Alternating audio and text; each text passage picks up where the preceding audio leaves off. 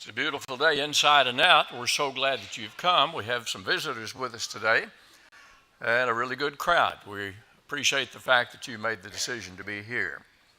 We hope your time will be profitably spent. And if you haven't signed one of our guest cards, we'd love to have you do that. We can have a record of your visit. Once in a while, I get a request to repeat a sermon. And this one goes back a few years, but we're going to be talking about going home. And we've just been through that part of the year where the thoughts of home were on the minds of a lot of people during the holidays. And maybe you were able to make a trip back home. Many people were. Or if you weren't able to, you made phone calls. The 4 days out of the year that I especially tried to call home, if I couldn't be there, were Mother's Day and Father's Day and Christmas and my parents' birthday. They both had the same birthday, so I got 2 for 1 on that day. There are many times I was unable to be home, and most of them were important times. And if you still have both of your parents living, I encourage you to honor them and remember them, especially on those special times, special occasions, and bring some cheer to their lives. It will mean a lot to them. It's awfully easy to get busy with the present generation, and we forget about the generation that brought us into the world and did things for us that we could not do for ourselves. And you ought to take advantage of every opportunity to spend that time with your parents, and because you don't know exactly how many or how few of those opportunities you may have left. And so it's a good thing to do. Also, it's the first commandment with promise. Honor thy father and thy mother. It's the first commandment with promise, that it may be well with thee, and thou mayest live long on the earth. Ephesians chapter 6 and verse 3. I've been unable to be home on some of those important times. I've called home a lot, but not nearly enough. So we all ought to do that, and I encourage you to do that. If you've lived in very many places, there are a lot of places that you may have attached the word home to. That's been true with many of us. And I hesitate to talk about myself, and I apologize in advance, but I hope you'll see the reason for me doing that, so we can draw some conclusions near the end of the lesson. And so we'll be doing that. A few years ago, I was in a gospel meeting up in Columbus, Ohio, and I got up early one morning and drove up to Toledo, Ohio, to visit Tony Proudfoot, who had obeyed the gospel as a result of a Bible correspondence course on our website when I was at Northside. She had been a Catholic nun, and I got to go up there and meet a lot of the Christians she was meeting over on the Michigan side. It was in the middle of World War II that I was born in Toledo in 1943. You can do the math. That was the year of the black penny. They needed the copper for the war, and so they didn't make pennies out of copper that year. They made them out of zinc, and they were shiny at first, but it didn't take long for them to turn black. And that's my claim to fame. In the middle of the night, when my parents were on the way to the hospital for me to be born, a policeman stopped our car for going too fast. And when he learned the situation, he turned his siren on, and he speeded up and escorted us through town to the hospital. Getting stopped by the police started early in my life. We moved to Kentucky when I was 5 years old, and only one other time did I get to go back there, when I was 11 in Toledo. So it was interesting to go back there and get to see the first and second houses I'd lived in. They were still standing. And they didn't look nearly as big as I remember them being. But the hospital I was born in, not there anymore. It had been moved, and the Toledo Jail Company, where my dad had worked, had gone out of business some 20 years earlier. The second house, of which I had a better memory, was behind a corner grocery store, which was now vacant. And it didn't appear to be a very good area of town. In fact, it was kind of an odd feeling to be there. Didn't want to hang around there too long. Toledo is on Lake Erie, and I remember my dad taking us up there when we were kids and watching men cut holes in the ice and fish through the ice. It was in Kentucky that we lived in a small community of about 100 people. And I started to a country school there. It's no longer there. The building's been torn down, somewhat dilapidated the last time I saw it. And I went my first 5 years there without missing a day. Didn't have kindergarten back then. And would you believe I was in the 5th grade before I ever heard a curse word? And the boy that said it got told on by several people. He got in trouble, had to go to the principal's office. That wouldn't happen today. That wouldn't happen today. Well, there was a big hill covered with clover that was down behind our house, down a gravel road. Also had a few trees on it. And the clover was so deep that you could hide in it. And a railroad track ran through our community. In fact, my parents ran a country grocery store, and the track ran between our house and the store. And sometimes men in the caboose would throw out candy and gum. That probably doesn't happen anymore because trains don't have a caboose anymore. And that's like a sentence without a period at the end to me. I always like to see the caboose because of the memories. And we used to put pennies on the railroad track and let the train flatten them out. That was kind of a fun thing to do. And about a half mile down the track were some side tracks where there were a number of box cars, and we liked to go down there and play in those and on top of them and all of that. And back up the other way, there was a bend in the tracks, and there was an embankment on either side. And some of us were crazy enough to swing out over those tracks on some vines that were hanging there. Not far away from there was a small pond, and we used to have to chase the pigs out of there so we could get in there and swim. And it wouldn't surprise me if the pigs were so repulsed by that they wouldn't get back in there. There was a garage that was several feet from our house and a big tree that had grown up over the garage. And I had a tree house up there, and from up there I could see all over the world, or so it seemed. And as I mentioned, my parents ran a country grocery store when I was 7, and Cokes were a nickel then. And when they went up to 6 cents, we thought the world had come to an end. Been several raises since then. The grocery store had a gas pump with a clear cylinder, and I like to watch it fill up with gas. Kind of a pretty thing to behold. And every couple of weeks, a black man by the name of Frank that lived up past the bend, and his grandson used to come down to the grocery store to buy groceries. And his little boy named Junior and I, especially in the wintertime, we would get a bunch of cardboard boxes, and we would make a train inside the store there around the stove. Such words as segregation and integration were unknown to us then. We couldn't have cared less. We had a train to run. And so those are some early memories that we have there. His granddaddy would also buy a sack of flour or a sack of chicken feed, and he would carry it home on the fender of his car. That was a sight you saw quite often, cars driving around with a bag of feed on the fender.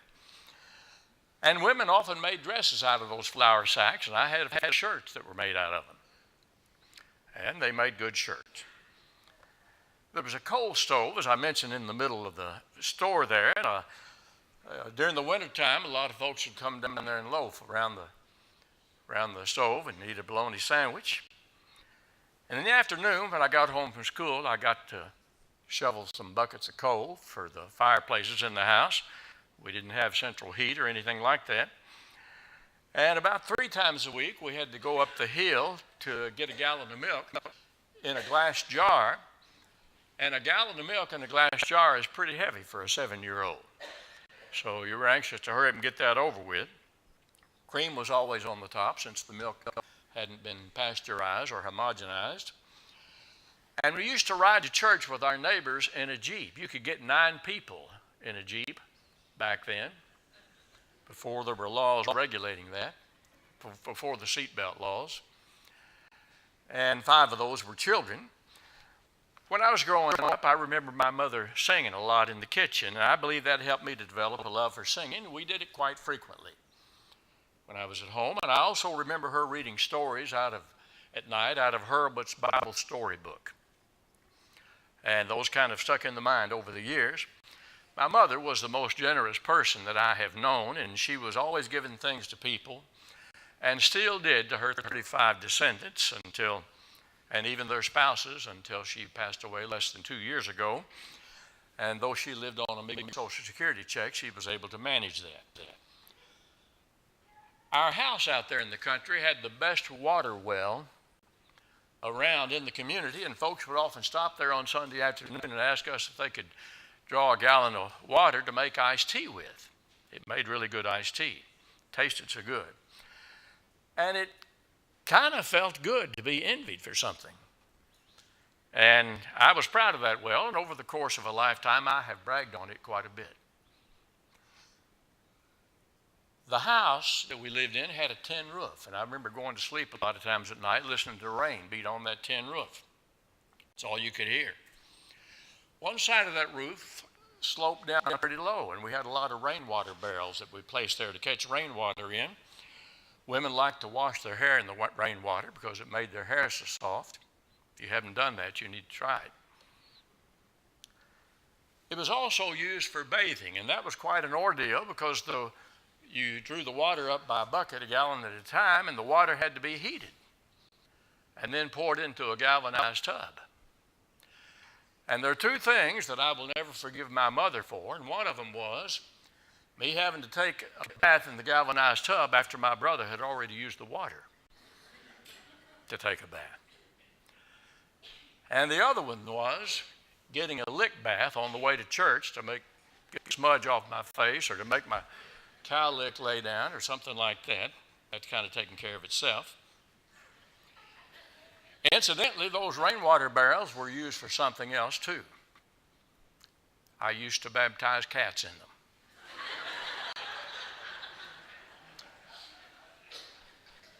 Some of them didn't know what was about to happen. Others did, and they were opposed to it. And I had to sprinkle them and let them take their own chances.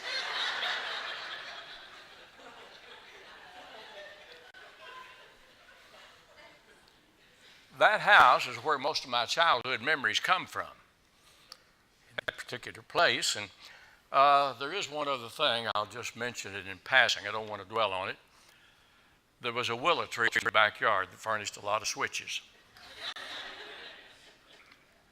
I went back out there a few years ago. The house is not standing, neither is the store. The railroad track's been taken up, causing my mother to wonder, what in the world do kids do now to flatten their pennies? As if that mattered with all these electronic gadgets and things. They don't know what it's like to get to flatten a penny. And the well is gone, and folks are on county water now there. My grandparents lived on a small farm about 10 miles away in a little community called Panther, and they had chickens and hogs and a few cattle as well.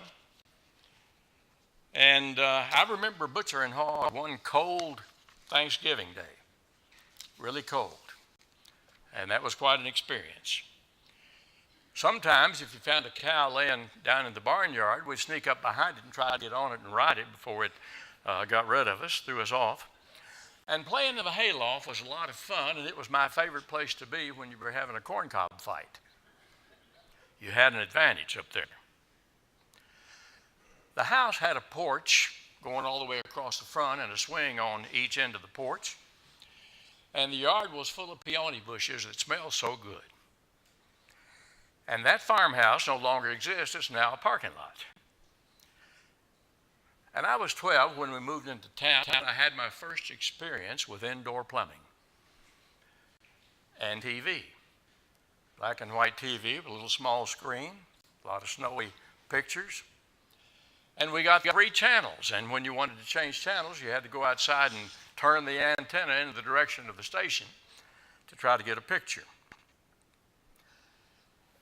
And I remember when I started high school, we moved to a section of town I wasn't very proud of. I'm not disappointed that that house is gone. The wiring was bad. We had wires running all along the ceiling on the edges and even out to the center of the room. And I had a paper route when I was in high school. I had 287 customers, and it covered about 8 miles, and all the paper boys back then delivered on bicycles. And we had a morning and evening paper Monday through Friday and just a morning paper on the weekend. And it snowed quite a bit, and when it was too deep to ride a bicycle, my dad would take me around on Sunday mornings in the car to keep us from being late for church, but during the week he couldn't do that because he had to be at work, and I got to walk the route then. And I remember a couple of mornings I didn't get to school till about 11 o'clock, but they had school. They didn't call off school every time somebody saw a snowflake, kind of like we do around here. My dad worked hard. He lost his shirt in the grocery business by selling groceries on credit. It's kind of hard to repossess groceries, and so you can't do that. And they often lived from paycheck to paycheck, but we never went hungry. Never did. Home is intensely personal. And I could take my children or grandchildren out to those places where I've lived, and as hard as they might try, it wouldn't have the meaning to them that it had to me. And if I took them out there to visit, we might look around a few minutes, and pretty soon they'd be wondering, how much longer? How much longer do we have to stay here? There's not anything more precious than home, and probably nothing more elusive. And it's been the theme of some of the best books and movies. Many of you remember The Waltons on TV. You remember Little House on the Prairie. A few years ago, there was a movie, Driving Miss Daisy, about an elderly lady that wanted to go home. And it was based on a novel by Thomas Wolfe titled, You Can't Go Home Again. And it often makes me think of a bluegrass song that was popular several years ago up in Kentucky, written by Tom T. Hall. Daddy, won't you take me back to Muhlenberg County, down by the Green River where paradise lay? I'm sorry, my son, but you're too late in asking. The Peabody coal train's done hauled it away. And that's true. All that's left there is the ruins of an old prison, about half the size of this auditorium, and I've walked through that. And Muhlenberg County was the first place that I did any preaching much while I was still a student at Western Kentucky University at the Willow Glen congregation in an old one-room schoolhouse out in the country, and it had outdoor plumbing. You know what I mean? We had an outhouse. And about once a month, or every 2 or 3 months, one of the brethren who was he wasn't very couth, he would get up and make an announcement at the close of service. Now, don't none of you brethren leave yet. We've got to have a toilet raising. Some kids in the neighborhood would turn the thing over every so often. We had to go out there and raise it back up. And so that was some of the things that happened back then. You know, when we're young, we take home for granted. We go home every day. It's always there. It's always going to be there, we think. And if we don't get to go back, it's going to be there the next time. We don't realize how elusive home is. And it's a paradox that the most elusive you realize it is, the stronger it is to go back there, stronger the desire. And yet we have to realize the wisdom of Solomon, who said, do not say, why were the former days better than these? You do not ask wisely concerning this. And so we cannot live in the past. We like to reminisce. I think all of us like to do that. But I have to realize that everything wasn't perfect back then. We can't be crushed if our homes weren't exactly what they should have been. And very few homes are entirely what they should have been. But some of our most delightful memories that we might have had, perhaps not a few or even painful memories, and hurtful memories, fearful memories, some homes are like that. And there's a wisdom even that comes from that we need to realize. The fact is, we cannot spend our lives trying to find our old home. We need to be making a home for our present children and grandchildren and try to provide them with the memories, the good memories, so they'll have something to look back on with pleasant thoughts. And as much as I like those hills of clover, they don't mean anything to the next generation. That's my home, not theirs. You've probably had some similar experiences. And we miss those precious days of our childhood. When I was little, my mother used to have to hold my hand when we crossed the street to keep me from getting run over. The last time I was able to take her shopping, I had to hold her hand to keep her from falling. Of course, going back to visit places like that are never the same. Progress has changed the landscape. Most of the people have grown up. They've moved away. Many of them have died. So it's never the same. There is a universal longing for home. And that gets us into our lesson. Several things make those memories good ones. First of all, it was a precious time. There's a hymn that we sometimes sing, Precious Memories, How They Linger. And there's a verse in that song about a loving mother and a loving father. And when my brothers and I used to get together, we often recalled things that happened when we were young, some funny, some sad. And our memories of home are so blessed and cherished because it's a memory of a time when we were innocent. We were innocent. We didn't really know sin. And we have to wonder what the innocent child of the early 1950s would think of the man that he has become today. And the fact is, we've all sinned and stumbled, and we long for that innocence again. We'd like to have that back. Something else we long for, and that is the love that we had then. To know that you were loved, that was a great feeling. And there's a phrase that's common today, maybe overused. We sometimes talk about unconditional love.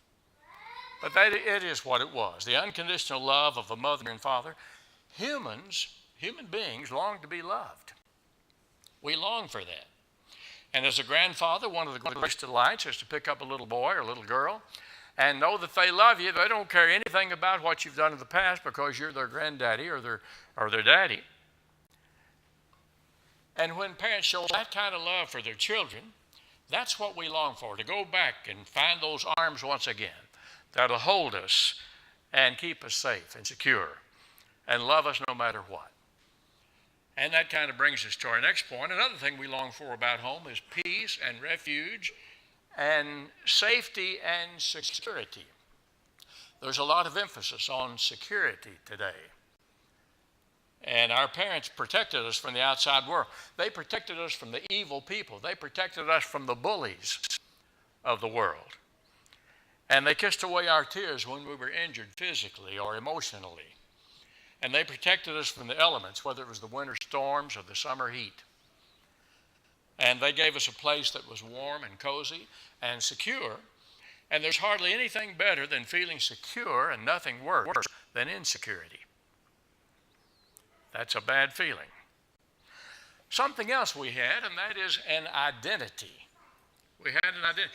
We look into the face of our parents and we see ourselves so many times, don't we? There are certain characteristics about us that we see in our parents. And when we're with our families, we don't have to put on airs. We don't have to pretend. We can let our hair down. We can remember the funny and peculiar things that happen with our brothers and sisters. It's identity. It's identity. In some university classes, you are just a number. To the government, you are just a number, a social security number. But at home, you had an identity, not a number. You had a name, but a lot of times your parents had to call all the other names before they got to yours, trying to think of what yours was. And we do that same thing today. But going home reminds us of who we really are, and we need that. Another thing about home, it was a place where all of our needs were provided. You know, maybe not everything we wanted, but none of us went hungry at home, and we're all here as survivors. And for some, home physically moved around a lot. But it's where those things, that love and peace and safety and security, where mom and dad are, that's home. And we're almost like the prodigal son. We think like him. We can go home when we're broken. We can go home when our heart is broken. And we go home when we're broke. A lot of times. When our dreams are shattered and we need to start over again, those are the things, not the fields of clover, that make us long for home. And of course, all of these things may be only imperfectly realized. Maybe the love wasn't what it should have been. Maybe it was left unsaid when it should have been said. Maybe it wasn't there when it should have been. Maybe the innocence was all too quickly shattered by an abusive parent or relative. Maybe the peace was broken by the rebellious spirit of our own voice far too quickly. And maybe the sense of safety and security was taken away by disease or by an accident, or even worse, by divorce or alcoholism or abuse. Maybe that happened. Or maybe all those things were there at one time just as they should have been, but you saw them slip away. Home is not always there. The Hebrew writer says in chapter 13, "For we have not here an abiding city, but we seek after the city which is to come." There was a point in Jesus' life when he was homeless. He said, "The foxes have holes, and the birds of the heaven have nests, but the Son of Man hath not where to lay his head." He was without a home. And the things that we associate with home, they're all vanishing. I just named a number of things that I remember that aren't there anymore. The house no longer standing, or the old home place has been made into a subdivision or a shopping center, and treasured heirlooms have been lost or destroyed beyond repair. All of those things are slipping away, and we long to go back. We think we're longing for something that we can make here on earth, and so we try to grab up all the antiques we can. We want to collect those, all the old cars that we can get a hold of. And I like antiques. And Kathy likes antiques. That's why she keeps me around. But we're thinking that somehow we can recapture that and we can remake that here on earth. Something we almost had once, or since we should have had. But the only way man can find the home that he's lost is not trying to go back to the past, because that's not where it is. We need to be looking for God in the future and the home that he's prepared for us. You heard the scripture this morning in John 14. "Let not your heart be troubled. You believe in God, believe also in me. In my Father's house are many mansions. If it were not so, I would have told you. For I go to prepare a place for you, and if I go and prepare a place for you, I will come again and bring you unto myself, that where I am, there you may be also." There's the home that we need to be looking forward to. Here we have no continuing city, and it is indeed vanishing away. My true home is not in the past, but it's in the future. And a lot of times we're looking in the wrong direction. Now, remember those things we talked about a few moments ago? We're going to take them one at a time for just a moment. And we talked about a time when we were innocent, a time of innocence. In heaven, the guilt of sin will have been removed. And after telling us of some of the things that won't be there in Revelation 21 and verse 8, but of the fearful and the unbelieving and the abominable and murderers and fornicators and sorcerers and idolaters and all liars shall have their part in the lake that burns with fire and brimstone, which is the second death. Not going to be any sin there. It's only going to be a place of innocence. And then we're told in verse 27, "And there shall in no wise enter into it anything unclean, or that maketh an abomination and a lie, but only that was written in the Lamb's book of life." There is no sin in heaven. No sin there. And so it's a time of innocence that we long for, but we can't go back to the past to find it. We've got to go to the future. And so we can't go back. It is in the future. We talked about love a while ago. In heaven, it's going to be filled with people who kept the two great commandments, to love God with all your heart and to love your fellow man, to love your neighbor. It's going to be about love. It's going to be people there who loved and kept those two great commandments. And so, remember what was said in John 15 and verse 13 about the man who would lay down his life for his friends? "Greater love hath no man than this." He's going to be there too. He's going to be there. And so love will abide when faith and hope have ended. The Bible says, "And now abideth faith, hope, and love." These three, but the greatest of these is love. 1 Corinthians 13. Also, we talked about how our needs were met so far as hunger and thirst when we were kids. In heaven, they shall hunger no more, neither thirst any more, neither shall the sun strike upon them, nor any heat. For the Lamb is in the midst of the throne, shall be their shepherd, and shall guide them unto fountains of waters of life. And look at chapter 22, verse 1 and 2. And he showed me a river of water of life, bright as crystal, proceeding out of the throne of God and of the Lamb in the midst of the street thereof. And on this side of the river, and on that was the tree of life, bearing 12 manner of fruits, yielding its fruit every month. And the leaves of the trees were for the healing of the nations. So no hunger and no thirst there. But we can't go back. We have to go forward for that. We just sang a hymn, No Tears in Heaven. That's another thing. Our parents dried our tears when we were kids. We can't go back to that time, but we don't have to, because in Revelation 7 and verse 15, and God shall wipe away every tear from their eyes. So we've got that to look forward to. And then the concept, and this one kind of really blows your mind, that we will see God face to face. We can't always look in the face of our parents because they're gone. And we can't always see ourselves. But in heaven, I will behold the one in whose image I was made. And I will stand in the presence not simply of my earthly father, but my eternal Father, and he will call me son. That's exactly what the Bible says. In Revelation 22 and verse 4, and his servants shall serve him, and they shall see his face. He that overcometh shall inherit these things, and I will be his God, and he will be my son. That's God speaking. That's him saying that. We talked about the peace and the safety and the security that was provided when we were at home as kids. Isaiah spoke of that in chapter 11, verse 25, when he said, verse 6, first of all, he said, the wolf shall dwell with the lamb, the leopard shall lie down with the young goat. They shall not hurt nor destroy in my holy mountain, for the earth shall be full of the knowledge of the Lord as the waters cover the sea. Well, he was talking about the church there, Zion. The holy hill is often referenced to the church, and also is used to describe heaven as well. And so we ought to think about that. It will always be there. It's not going to be like the things here on earth that are always vanishing away. And Peter tells us that twice. In 1 Peter 1 and verse 4, he says, unto an inheritance incorruptible and undefiled, and that fadeth not away. It doesn't vanish. Reserved in heaven for you. You want a home that doesn't vanish, you need to plan on going to heaven.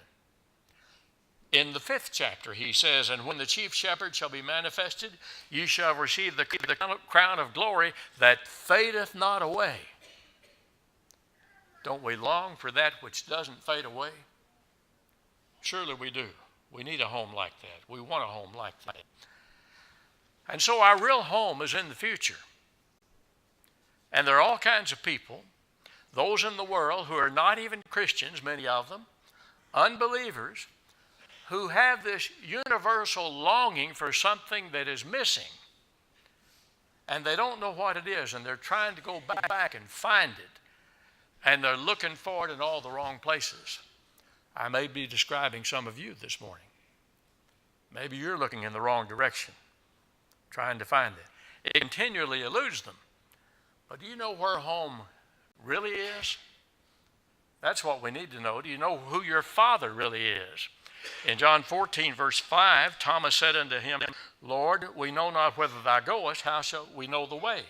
Jesus said, I am the way, the truth, and the life. No man comes unto the Father but by me. That was part of our scripture reading this morning too. So if you want to go home where all those things, good things are, it's in the future, not in the past. And we can all go there together. I remember hearing about an old preacher and his wife who were homeward bound after they had preached in a foreign land for about 40 years. And the ocean liner pulled into port and to greet the ship, and also there was a famous actor who was on board the ship. Overflow crowd there waiting. Flags were waving, confetti was flying, bands were playing, celebrities were there also. And the old preacher stood and looked at that, and he watched it all.